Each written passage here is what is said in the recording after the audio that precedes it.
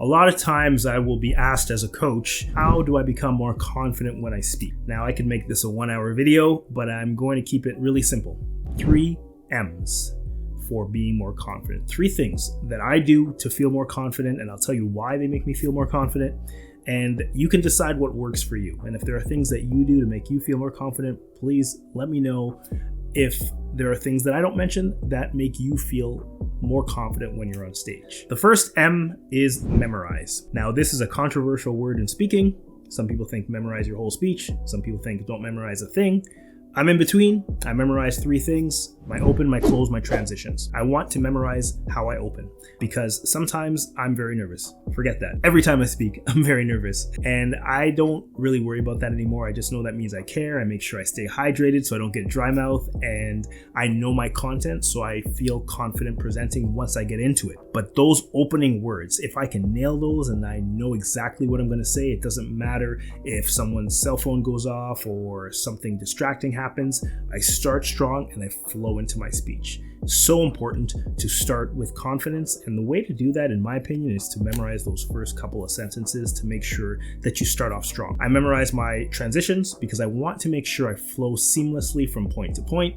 I find a lot of speakers still kind of stumble on the transitions. They may tell a good story and then just kind of end it and then go to something else. But if you can seamlessly transition between point to point, it is a much richer experience for your audience. And finally, closing. I want to make sure I know my closing down pat.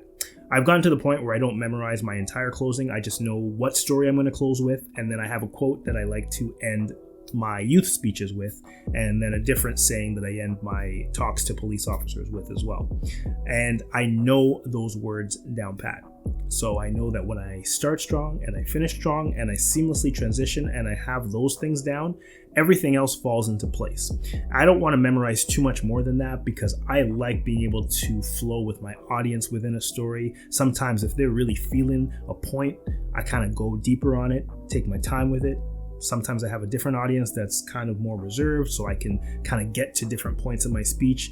I have more freedom within my speech if I don't memorize the whole thing, but the open, close transitions for sure. The second M stands for move. A mistake that a lot of people think when they watch speakers is if a speaker moves around a lot, they're really dynamic. Oh my gosh, they're such a great speaker. But a lot of times, people don't realize that if you move too much, it's distracting. If you have times in your speech where you move, that's fine, but let the action within your story dictate your movement. So if you're standing in line, don't be walking around on stage. If in your story, you're standing in line or you're sitting on a couch or you're stationary, why would you be moving around stage? Stand still and describe that moment of your story. And that takes your audience, person who's watching you on stage, into your story even deeper. So remember, yes, move, but have some moments where you're standing still and let the story that you're telling dictate whether you should move or not. And finally, mine. The last word is mine. When I speak on stage, it doesn't matter if the person before me spoke about the same topic. I'm sharing my experience,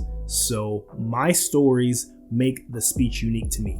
I spoke at an event where the speaker before me was speaking about self-worth, confidence, and resilience. I was speaking about confidence and resilience. Very similar topics, but he told his stories and I told mine. So my speech was completely different than his simply because of the stories, my experience that I told. And why does that give you confidence? Because when you're sharing your story, understand it's your story. No one can tell you your story is wrong or it's not a good story. They can just say, hey, listen, maybe I can't relate to it, but you are sharing your story, your experiences.